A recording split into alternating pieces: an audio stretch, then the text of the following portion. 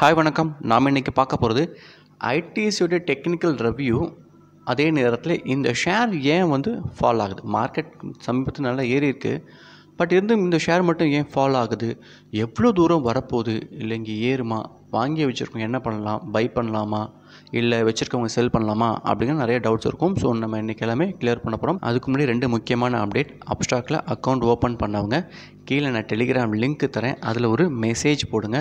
அவர்களுக்கான நான் பிரத்யேக சர்வீசஸ் நான் ஸ்டார்ட் பண்ணணும். அப்ஸ்டாக்கில் அகெயின் ஃப்ரீ டிமேட் சர்வீஸை டேட்டை எக்ஸ்டெண்ட் பண்ணியிருக்காங்க. பட் எவ்வளோ டேட் அப்படிங்கிறது ஒரு டைம் ஃப்ரேம் கொடுக்கல. விருப்பம் இருக்கவங்க கீழே திருப்பி நான் உங்களுக்கு அப்ஸ்டாக்கான ரெஃபரல் லிங்க் தரேன், அதில் ஜாயின் பண்ணி நீங்கள் தாராளமாக அப்ஸ்டாக்கில் அக்கௌண்ட் ஓப்பன் பண்ணலாம். டிமேட் சார்ஜஸ் எதுவும் கிடையாது. ஏஎம்சி மாதம் 25 ரூபாய்.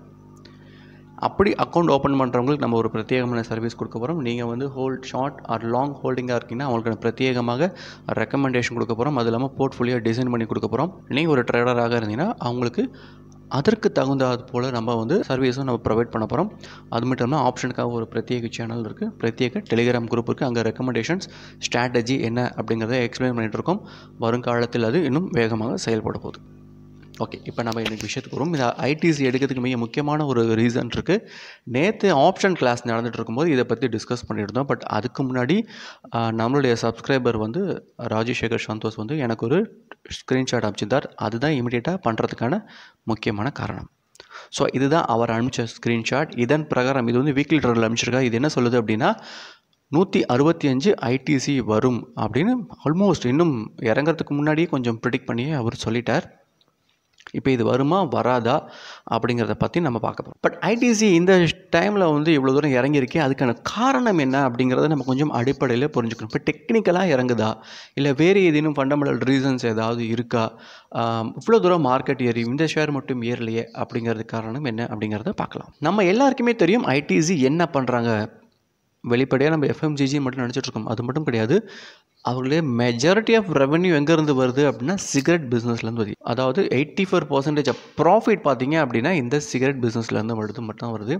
அதுக்கு அடுத்து தான் எஃப்எம்சிஜி 2%, ஹோட்டலில் 1%, அக்ரியில் 4%, அப்போ பேப்பர் அண்ட் பேக்கேஜிங்கில் பார்த்தீங்கன்னா 7%, அதர் பார்த்திங்கன்னா 2%. இப்படி தான் எங்களுடைய ப்ராஃபிட் இருக்குது.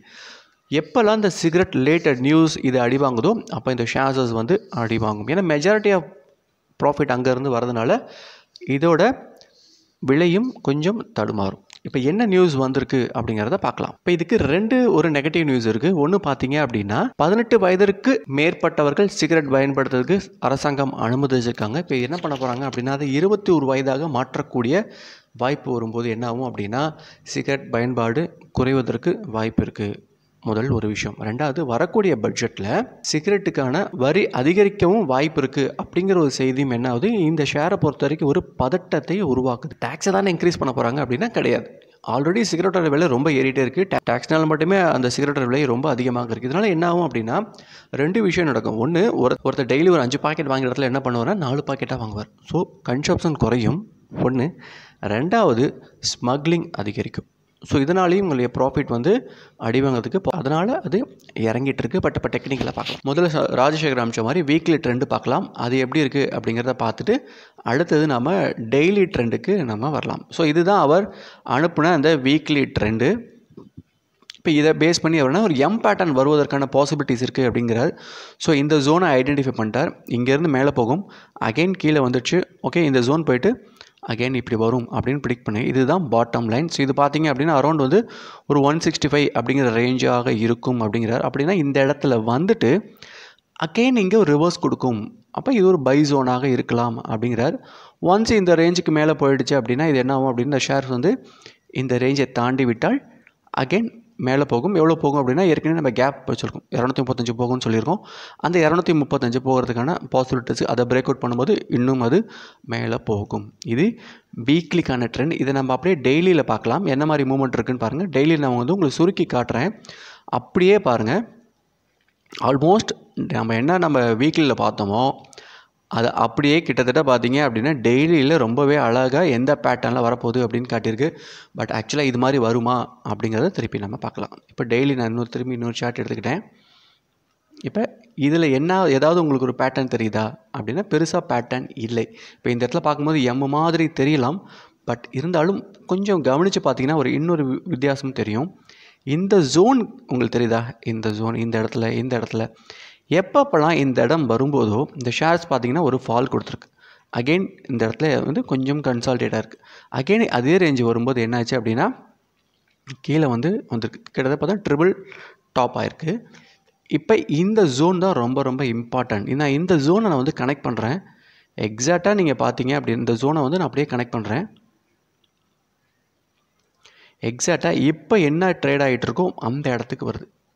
ஸோ எப்பப்பெல்லாம் இந்த ஜோனை வரும்போது இப்படி இறங்கிட்டே இருக்கோ அதே போல் இந்த ஜோனுக்கு மேலே பிரேக் அவுட் மேலே போயிருக்கு. அகெயின் திருப்பி வந்துட்டு இந்த இடத்துல திருப்பி மேலே போயிருக்கு. அகெயின் இந்த ஜோனில் பிரேக்கும் ஆயிருக்கு.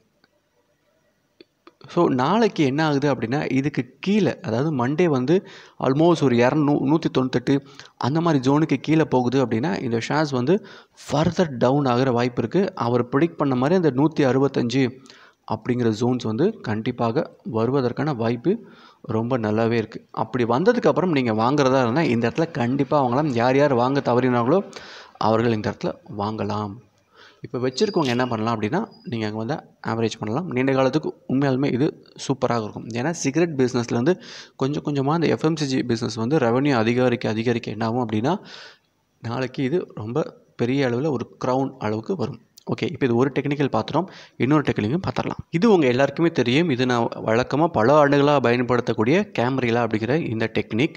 ஸோ அதன் பிரகாரம் பார்த்தோன்னா இந்த மாதத்துக்கான ரெசிஸ்டன்ஸும் போகிறோம். வெரி பிகினிங்ஸ் தெரிஞ்சு 216 ரூபா அப்படிங்கிற ரெசிஸ்டன்ஸ் அந்த இடத்துல பார்த்தீங்கன்னா தெரியும். மைல்டு அப்படியே டச் பண்ணிவிட்டு மெல்ல என்ன ஆகும் அப்படின்னா கீழே சப்போர்ட் ஒன்றுக்கு வந்துருச்சு. ஆல்மோஸ்ட் சப்போர்ட் ஒன்று பார்த்தீங்க அப்படின்னா 202.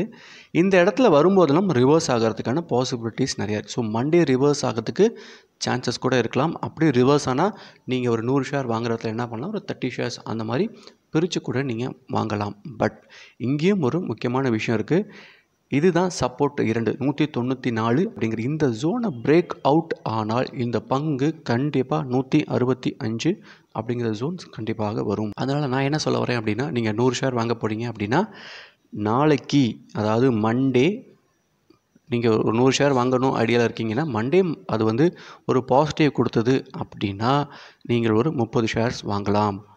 அதுக்கப்புறம் இந்த லெவலில் பிரேக் அவுட் பண்ணி கீழே வரும்போது என்ன பண்ணால் ரிமைனிங் ஷேர்ஸஸ் நீங்கள் வாங்கலாம். அப்படி இல்லை அப்படின்னா ஷூர் இது நல்லா மேலே தான் போகுது அப்படின்னா அதுக்கு ஒரு பிரேக் அவுட் லெவல் இருக்குது. இப்போ பாருங்கண்ணா, இதை காமிச்சா உங்களுக்கு தெரியும். இது இந்த பிரேக் அவுட் லெவல்ஸ் இந்த ரேஞ்சுக்கு அகெயின் ஏற்கனவே நம்ம ஹை இருக்கு இல்லையா, அப்போ அதை போகும்போது நான் டெலிகிராமில் அப்டேட் பண்ணுறேன். ரிமைனிங் ஷேர்ஸை நம்ம கூட வெயிட் பண்ணி கூட நம்ம வாங்கலாம்.